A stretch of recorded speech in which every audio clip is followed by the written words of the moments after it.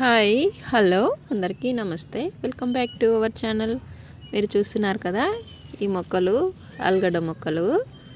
ఇవి ఆలుగడ్డని నేను మొలకొస్తే అవి కోసి పక్కకు పెట్టేసి వీడియో చేశాను కదా, మీరందరూ చూసే ఉంటారు. ఆ పక్కకు కోసి పెట్టిన మొక్కని ఇందులో పెట్టేస్తే దానికి ఇలా మొక్కలు వచ్చేసాయి. ఏర్లు ఇంత పొడుగ్గా వచ్చాయి కదా, కిచెన్లో నేను పక్కకు పెట్టేసాను, ఇప్పుడు చూపించాను. చూడండి ఎంత పొడుగు ఏర్లు ఉన్నాయో అని చెప్పేసి.